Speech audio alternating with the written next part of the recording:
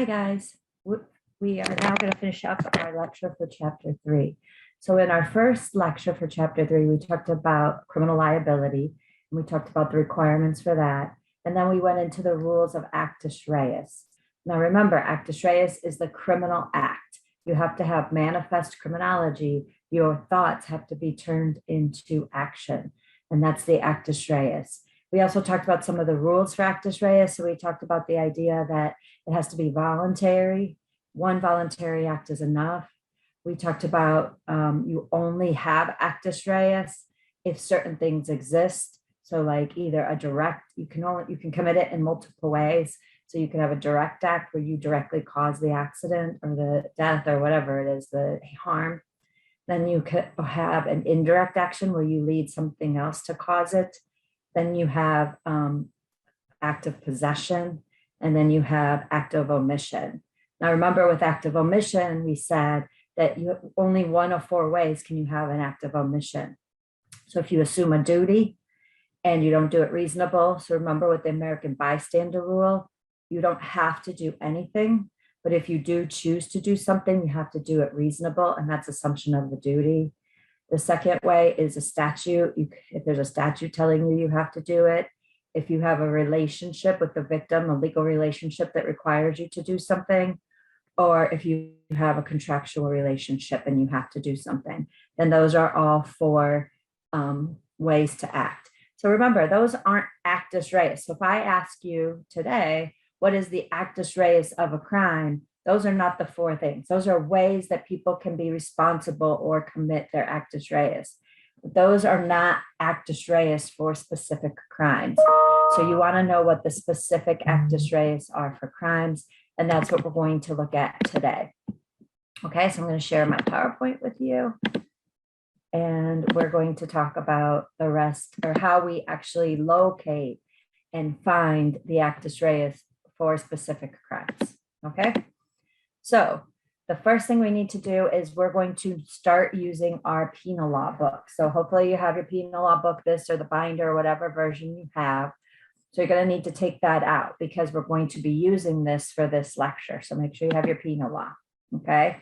Now, just a reminder, when we learned how to use the penal law, we said the words and or are very, very important. Remember, and means it's still part of the same crime. And or means it's a separate and distinct crime. This is going to be really important today because when we're trying to locate what the Actus Reus are for certain crimes, if it's an and, we have to include that as additional Actus Reus. If it's or, we know it's a separate crime and we don't have to include it. So those words become very important today while we're looking.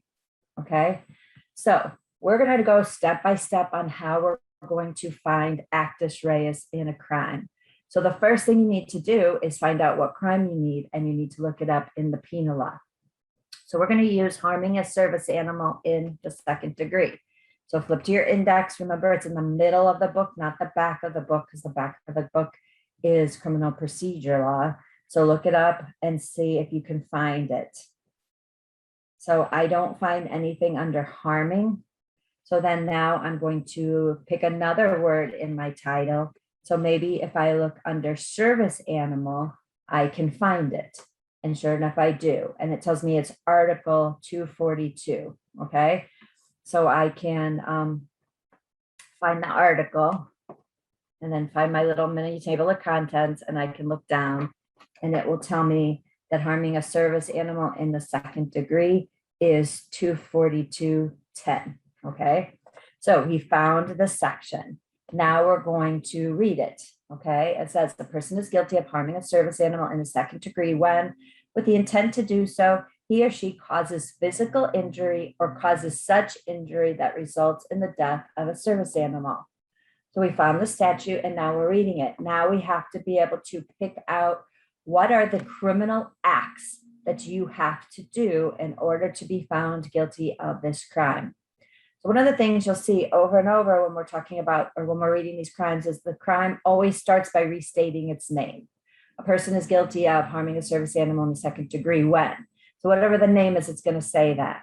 After that, that's when you start really picking up what you're looking for elements. So it says with intent to do so. that is going to be a mens rea. So just hold on to that. Put a tack in that for right now until we go to next week's lecture and talk about mens rea. But for right now, we're just going to talk about the actus reus. So we're going to hold on to that. And it says, he or she causes physical injury. So that's an act. So that's one of the things that you can do. He or she causes physical injury. So that is one of your actus reus, okay? So after reading the statute, you're pulling out the acts. And the first act is he or she causes physical injury. So when I say, what is the actus reus for the crime? That's the first thing you're going to list as the actus reus. And then you have or. So this is telling us there's two ways that you could commit this crime.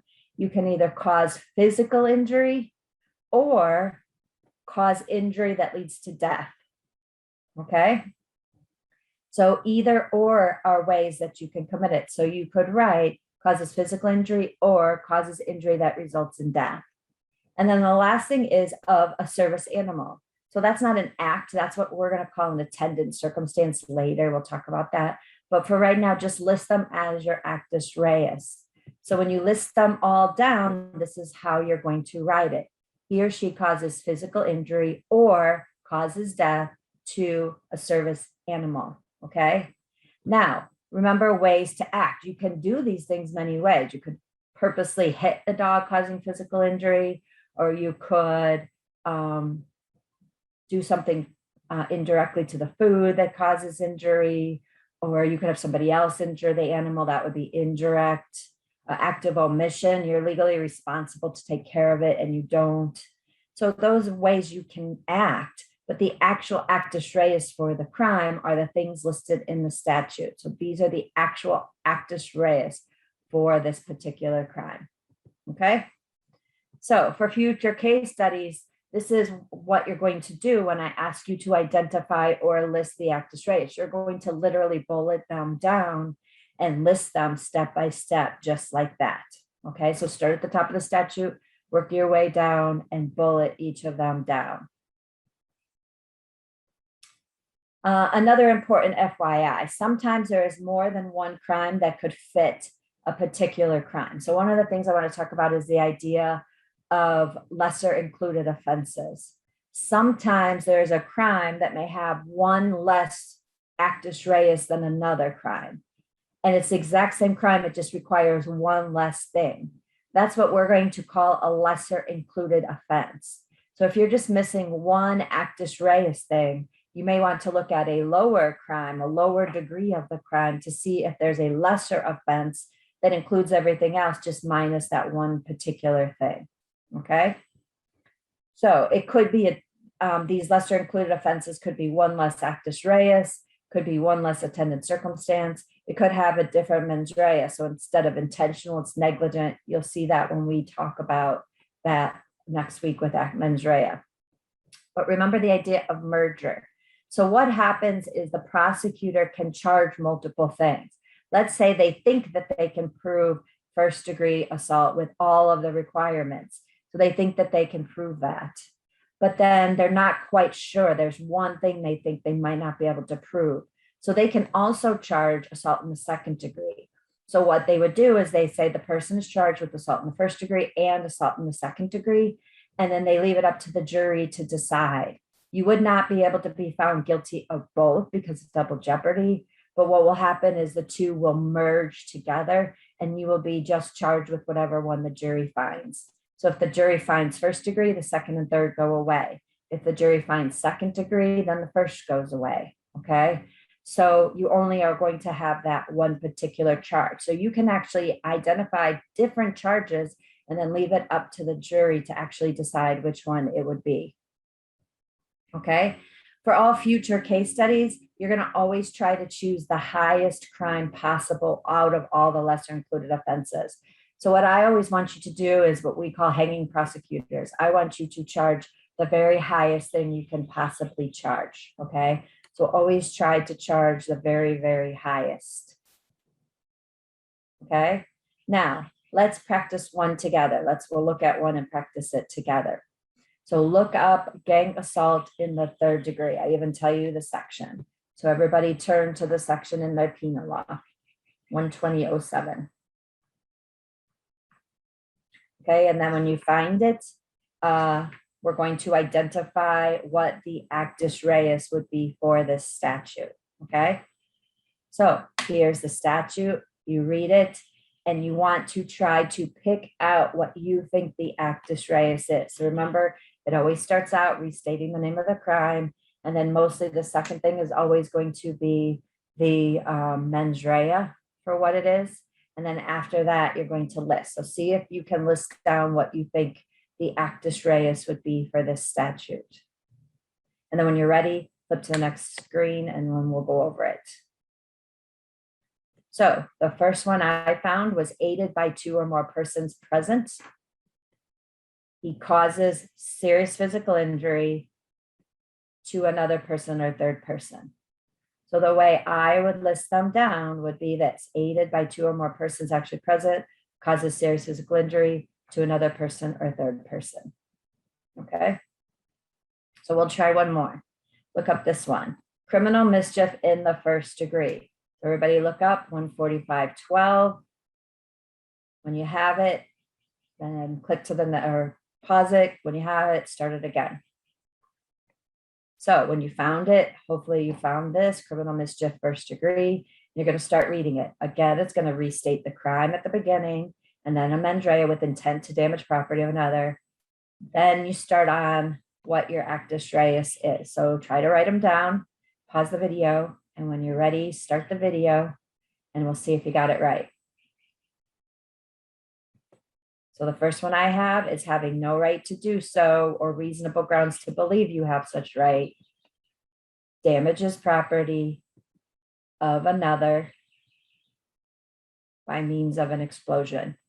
So when you write them down, it will look like this, okay? Now, if you broke having no right to do so or no reason to grounds to believe, and you put those two things together, that's fine. Try to break it down as much as you can, because you'll see later it's really important. So if you put damages property of another, that's fine. It's not really wrong, but you want to make it broken down into as many bullets as you possibly can, because it's easier later when you have to decide what proof you need of each of these things, okay?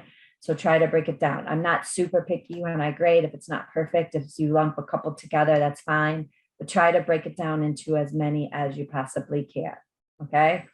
So what I'm going to do is there's these three that are posted online.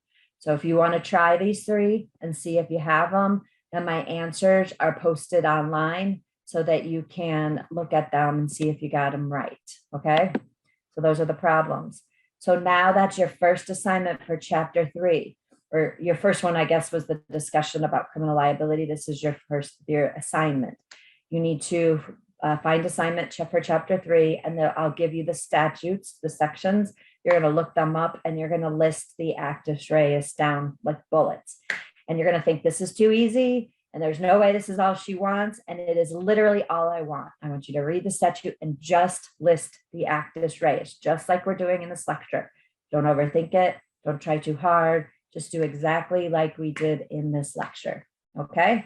And if you do that, you'll get a great grade on the assignment. If you're confused, I'll grade it. I'll send it back and say, please redo this, because this is one of the things we're going to do now for the rest of the semester. So I want to make sure you totally understand it. So that's all I got for the last lecture. If you have any questions, please reach out and ask me. And I will be sure to get back to you as soon as I can.